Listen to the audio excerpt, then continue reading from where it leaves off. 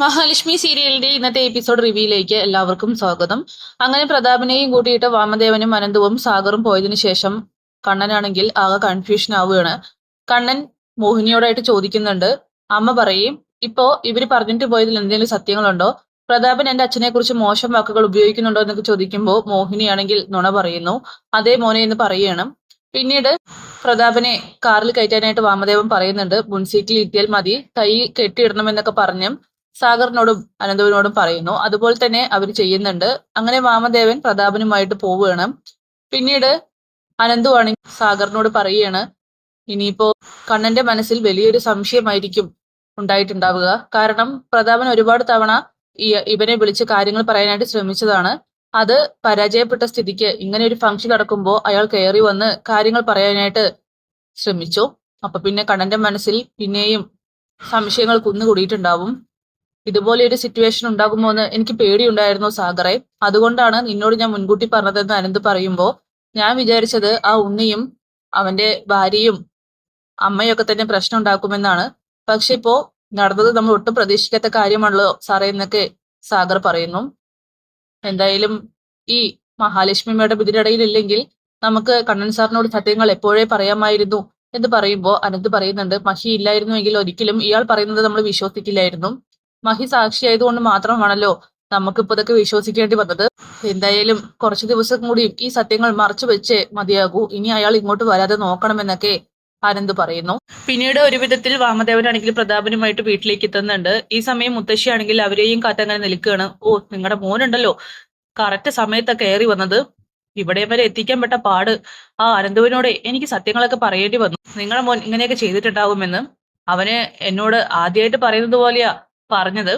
ഞാന് ഇതിൽ ഉൾപ്പെട്ടിട്ടില്ല എന്ന് എനിക്ക് അവനോട് പറയേണ്ടി വന്നു. കാരണം ഇവന്റെ പ്രകടനം അങ്ങനെയൊക്കെ ആയിരുന്നു. ഞാൻ കൂടി അവിടെ ഇല്ലായിരുന്നെങ്കിൽ കാണാമായിരുന്നു. ഇന്ന് തന്നെ കണ്ണൻ സത്യങ്ങളൊക്കെ അറിയുമായിരുന്നു എന്നൊക്കെ പറയുമ്പോ, എടാ പ്രതാപ, നീ എന്തിനാടാ ഇവിടെ നിന്നും പോയത്?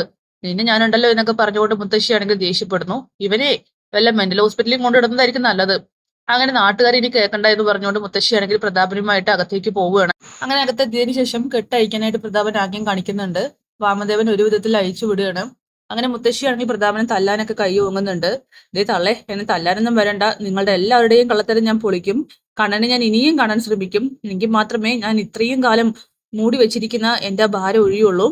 ഇവനാണ് കണ്ണന്റെ അച്ഛനെ കൊന്നതെന്നും നിങ്ങൾ എന്റെ അമ്മായിയമ്മയെ കൊന്ന കാര്യമൊക്കെ ഞാൻ പറയുമെന്ന് പറയുമ്പോൾ വാമദേവൻ ആകെ ഷോക്കായി പോവുകയാണ്. വേഗം തന്നെ മുത്തശ്ശി വന്ന് വായിൽ പിടിക്കുന്നുണ്ട്. എടാ ഒന്നും മിണ്ടാതിരിക്കുന്നൊക്കെ പറഞ്ഞ്, എടാ വാമ പുറത്തേക്ക് ഇറങ്ങുന്നു പറഞ്ഞുകൊണ്ട് മുത്തശ്ശിയാണെങ്കിൽ പുറത്തേക്ക് കൊണ്ടുപോവുകയാണ്.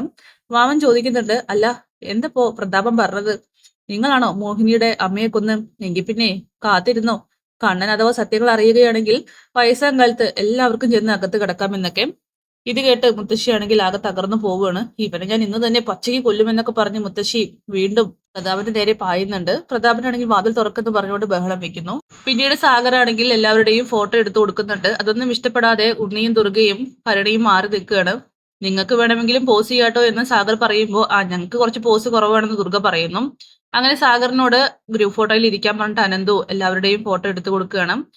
പിന്നീട് ഭക്ഷണം കഴിക്കാനായിട്ട് ദുർഗ പറയുന്നുണ്ട്, ഞാൻ എന്തായാലും എന്റെ ഏട്ടൻ വന്നിട്ടേ കഴിക്കുന്നുള്ളൂ, ബാക്കി എല്ലാവരും കഴിച്ചു തുടങ്ങിക്കൊന്ന് പറയുമ്പോൾ പുരുഷന്മാരെല്ലാവരും ആദ്യം ഇരിക്കട്ടെ എന്ന് മോഹിനി പറയുന്നു. ആ എങ്കിലേ ഞാൻ ഇരിക്കുന്നില്ല, എനിക്ക് ആണത്തമില്ലെന്നാണല്ലോ ഇവിടെ ചിലർ പറയുന്നതെന്ന് ഉണ്ണി പറയുന്നുണ്ട്.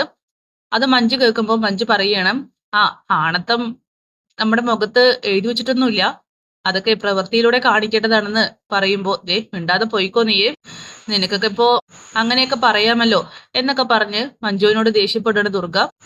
എന്തായാലും എനിക്ക് വട്ടൊന്നുമില്ല, ഇവിടെ വന്നിട്ട് ഒരുത്തം പോയിരുന്നല്ലോ, അയാൾക്കാണ് വട്ടം എന്നൊക്കെ മഞ്ജു തിരിച്ചടിക്കുമ്പോ, ദേ മോളുടെ അച്ഛനെ കുറിച്ചാ പറയുന്നത്. അത് പിന്നെ ഇപ്പോ അച്ഛന്റെ കാര്യത്തിൽ എനിക്ക് അതന്നെ പറയാനുള്ളൂ. ഈ പറഞ്ഞതുപോലെ തന്നെ അച്ഛൻ ഇപ്പൊ കുറച്ച് വട്ട് കൂടുതലാണ്. വായ തുറന്ന വൃത്തികെട്ട കാര്യങ്ങളെ പറയുള്ളൂ. കർണേട്ടന്റെ അച്ഛനല്ലാന്ന് പോലും പറഞ്ഞു എന്റെ അച്ഛൻ, ഇവിടുത്തെ ഉണ്ണിയേട്ടന്റെ അച്ഛനെ. അല്ല എന്റെ അച്ഛനല്ലാന്ന് പറഞ്ഞില്ലല്ലോ എന്ന് ഉണ്ണി ചോദിക്കുന്നുണ്ട്. അങ്ങനെയൊന്നും പറഞ്ഞില്ല.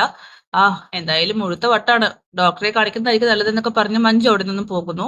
പിന്നീട് വാമന് കുടിക്കാനായിട്ട് മുത്തശ്ശി ഒരു വെള്ളമൊക്കെ കലക്കി കൊടുക്കുന്നുണ്ട്. ഈ സമയം പ്രതാപനാണെങ്കിൽ വാതിൽ തുറക്കുന്നു പറഞ്ഞ് ബഹളം വെക്കുകയാണ്. അങ്ങനെ വാമദേവൻ പറയുന്നുണ്ട്, എന്റെ പേര് മറ്റേ പുറത്തു വന്നിട്ടുണ്ടെങ്കിൽ അറിയാലോ, എല്ലാത്തിനെയും ഞാൻ കാണിച്ചു തരുന്നുണ്ട്.